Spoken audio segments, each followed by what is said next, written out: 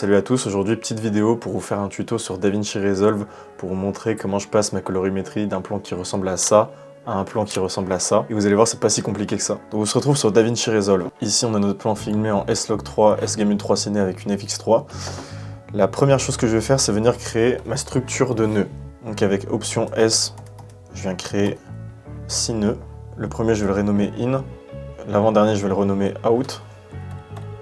In parce que ça va être mon nœud de conversion d'entrée et Out parce que ça va être mon nœud de conversion de sortie. Mon premier nœud, je vais l'appeler Exposition. Mon deuxième nœud, je vais l'appeler Température.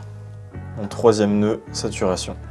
Et après ces nœuds, je peux en créer un autre. Moi, ce que j'aime bien faire, c'est venir créer un nœud de contraste. Vous verrez où je vais venir jouer avec les courbes. Donc voilà la structure de nœud qu'on va utiliser. Donc on a l'entrée in avec la conversion de notre S-Log3 qu'on va faire. Ensuite on viendra régler l'exposition, puis la température, puis la saturation et enfin les contrastes. Et à la sortie de tout ça on aura notre nœud out qui nous permettra de ressortir la conversion de tout ce qu'on a fait en du Cineon Filmlog pour qu'ensuite on vienne mettre une LUT Filmlook intégrée à DaVinci Resolve. Donc première chose, comme je l'ai dit, on va venir sur notre nœud in et chercher l'effet conversion d'espace colorimétrique.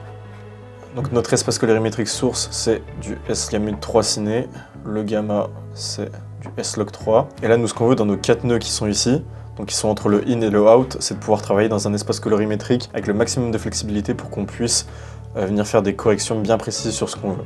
Dans notre espace colorimétrique de destination, je vais venir choisir le DaVinci White Gamut et dans le gamma je vais venir choisir le DaVinci Intermediate. Moi ce que j'aime bien faire c'est venir mettre compression de la saturation sur le mappage de Gamut. Ce nœud in on va le copier, le coller dans notre nœud out, je vais le renommer out.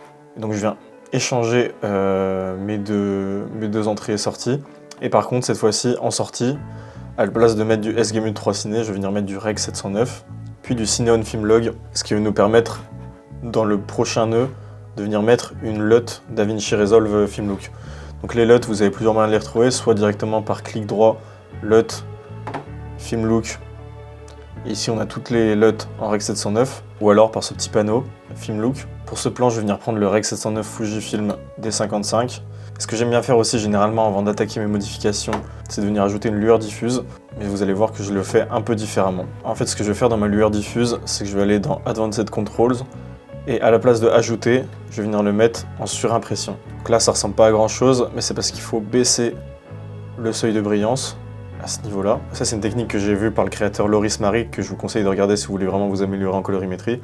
Moi, ce que j'aime bien avec cet effet, c'est que ça rajoute beaucoup de contraste sur l'image et que les hautes lumières ressortent beaucoup plus belles. Faut faire attention à pas trop en faire avec cet effet parce que ça peut vite ressortir trop brillant. Moi, généralement, je l'utilise que sur des plans en intérieur. Généralement, en extérieur, avec un ciel très exposé, ça ressort beaucoup trop et on voit beaucoup trop l'effet. D'ailleurs, là, vu que l'effet est assez fort, ce que je vais faire, c'est que je vais venir augmenter la diffusion pour que ça vienne un peu plus lisser mon image. Je viendrai toucher les autres paramètres si j'en ai besoin à la fin de mes réglages. Donc voilà notre base sur laquelle on va partir. Donc ce qu'on peut remarquer déjà c'est que c'est très orange. On pourrait faire peut-être que quelques petits réglages aussi au niveau de l'exposition pour faire ressortir plus le visage. On voit aussi que ça manque un peu de contraste, que l'image est un peu trop décontrastée. L'idée c'est de faire un look assez commercial pour cette vidéo et pour l'instant on n'a pas vraiment ce ressenti. Donc je vais vous montrer comment je fais étape par étape. Alors ça va peut-être paraître bizarre pour certains mais moi j'aime bien un peu faire le chemin inverse que ce que je devrais faire.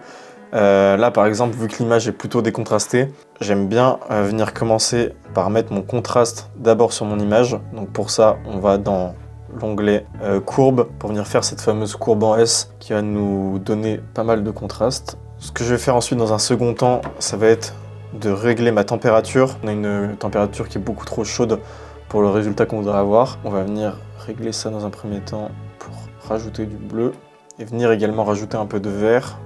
Je pense qu'on peut baisser un peu plus. Là comme ça me paraît pas trop mal. Et du coup là je vais venir régler mon exposition qui est sur mon premier nœud. Enfin plutôt mon deuxième après le nœud de conversion. Donc là on voit que l'image est un peu sombre et surtout quand on vient prendre la pipette, vous voyez que le visage est un peu sous-exposé par rapport à ma parade d'exposition. Donc ce que je vais faire, c'est venir augmenter mes gammas. Là on est un peu trop exposé au niveau des hautes lumières donc je vais venir baisser mes gains. Et je voudrais un peu remonter mes basses lumières. Hop. Je vais venir un peu baisser le tout également pour que mon plan soit moins exposé. Dans l'ensemble, au niveau de l'exposition, là on me paraît pas mal. La température me semble plutôt bien. Petite technique pour que vous vérifiez la couleur et la température de votre couleur de peau. Donc vous allez dans le vectoroscope, vous affichez dans un premier temps montrer la valeur du sélecteur. Et dans les réglages, vous pouvez cliquer sur indicateur de la couleur de peau. Moi je mets en zoom x2 aussi, comme ça j'ai plus de visibilité sur ce que je fais. Quand vous passez votre pipette près de votre couleur de peau, vous voyez le détail et vous voyez si votre couleur de peau correspond bien à l'indicateur présent. Là on voit que je suis pas tellement dedans, qu'il faudrait que je tire un peu plus sur les oranges peut-être, et un peu plus sur les verts également. Le souci c'est que je suis déjà un peu plus dirigé vers les jaunes que vers les bleus, donc à la place de changer l'exposition de mon plan de manière générale, ce que je vais faire c'est que je vais venir sélectionner uniquement ma couleur de peau. Donc pour ça, Alt S pour créer un nouveau nœud que je vais appeler Skin pour les skin tones de la couleur de peau. Et pour ça on a plusieurs moyens, donc soit à travers le color slice, on peut venir sélectionner les couleurs qu'on veut directement, ou soit moi ce que je préfère faire directement c'est avec la pipette. Je prends ma zone et je vais venir afficher mon masque pour voir quelle couleur je sélectionne et je viens ajuster pour avoir uniquement ma couleur de peau. Et je vais venir ajuster mon pré-filtre aussi pour que ça lisse un peu mon masque. Voilà, là on a quasiment que notre couleur de peau qui est sélectionnée. Et ce que je vais faire, comme je vous l'ai dit, c'est du coup venir ajuster la température de ma couleur de peau. Donc on veut qu'elle soit un peu plus jaune-vert. Donc ce qu'on va faire, c'est qu'on va tirer un peu plus les verts, légèrement. On va tirer un peu plus les oranges aussi. Et là on voit qu'on est plutôt pas mal sur la roue. Après personnellement, je préfère que mes couleurs de peau soient plutôt froides. Peut-être tirer un peu plus les verts. Voilà. Après voilà, essayer de faire un peu aussi à l'œil. Donc c'est important aussi pouvoir voir de votre côté si le rendu vous paraît naturel ou pas. Là pour moi c'est plutôt naturel. On a un avant-après qui est un peu moins magenta. Donc ça me convient très bien comme ça. On passe maintenant à la saturation. Donc pour ça, beaucoup de personnes vont directement dans les roues primaires et augmentent la saturation de cette manière-là.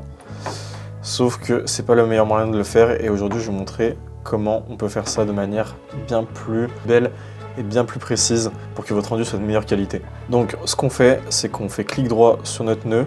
Dans l'espace colorimétrique, on va venir choisir l'espace colorimétrique HSV. On refait clic droit et dans nos canaux, on vient désactiver le canal 1 et le canal 3. Et à partir de ça, du coup, dans nos gains, quand on vient augmenter ou baisser uniquement les verts de notre roue, et ben, ça vient baisser et augmenter la saturation de manière bien plus précise. Donc là, comme je vous l'ai dit, c'est une vidéo commerciale, donc je vais avoir un rendu légèrement saturé. Donc je vais venir me mettre à 1,10. Ça me paraît pas trop mal, on a les couleurs qui ressortent plutôt bien. Au niveau de mon exposition, je vais venir peut-être un peu baisser mes gammas, remonter mes lifts. Peut-être légèrement aussi. Ouais, voilà. Là, on est un peu mieux au niveau de l'exposition aussi, je trouve. Et ensuite, pour finaliser ça, et ce qui fait une grosse différence quand on veut vraiment avoir une colorimétrie professionnelle, c'est de faire des masques. Avec option P, je viens ajouter un nœud parallèle à mon nœud de couleur de peau. Donc, je peux le renommer masque 1. Et je vais venir en faire un deuxième, toujours avec Alt P. Celui-ci, je vais l'appeler masque 2. Alors là, il y a plein de façons de faire. On pourrait faire beaucoup de masques pour vraiment venir régler plein de petits détails. Par exemple, venir mettre un masque à ce niveau-là pour augmenter l'exposition de mon plafond ou le baisser au contraire. On pourrait faire de même avec la partie basse de l'image. Je vais vous montrer quelque chose que je fais sur, je pense, 90% de mes plans et qu'il suffit déjà d'avoir une différence entre le avant et l'après. Ce que je vais faire, c'est que je vais venir faire un masque au niveau de mon sujet. Donc là, ce sera mon actrice qui se situe juste ici. Je vais adoucir les côtés. Hop, je vais y mettre au niveau de son visage, puisque là, pour le coup, ce qui nous intéresse sur ce plan, c'est d'avoir son visage qui ressort du plan. Donc je fais mon premier masque qu'on retrouve du coup dans l'onglet Power Window. Et ce que je vais faire, c'est que je vais venir lier l'alpha à mon masque 2. Et sur l'onglet sortie de mon alpha, je vais venir inverser la sortie. Donc ce qu'on va faire, c'est qu'en fait, j'ai juste un masque qui touche ce qui se situe à l'intérieur du rond, et un deuxième masque qui va toucher tout ce qui se situe à l'extérieur de ce rond. Je viens baisser un peu les lifts de mon masque extérieur pour faire une sorte de vignettage autour de mon sujet. Et ce que j'aime bien faire aussi, c'est dans les détails, venir baisser un peu les détails pour créer une sorte de flou autour de mon sujet. On peut les mettre aux alentours de moins 25%. Encore une fois, il ne faut pas trop exagérer pour pas que ça ressorte sur le plan et que ça reste vraiment discret. Et là, je vais voir où est-ce que je me situe un peu au niveau de l'exposition de mon visage. On est aux alentours de 512, donc on est plutôt pas mal. Mais je voudrais quand même un peu plus le booster pour que le visage ressorte mieux. Et à ce moment-là, du coup, je retourne dans mon masque numéro 1, où je viens augmenter un peu mes gains Voilà, pour avoir quelque chose un peu au-dessus de 500. Et là, pour le coup, ça me paraît pas trop mal. Et ce qu'on peut faire pour finaliser, c'est retourner du coup dans notre effet lueur diffuse pour venir ajuster vraiment notre image finale. Par exemple, moi, je vais peut-être baisser un peu le seuil de brillance pour que ça prenne un peu moins de mes lumières. Et aussi, si vous trouvez que l'effet est un peu trop fort, vous pouvez aller dans l'opacité directement pour changer ça. Là, par exemple, je vais baisser un peu l'opacité de mon effet parce que je le trouvais un peu trop fort. Voilà, je vais le mettre aux alentours de 300.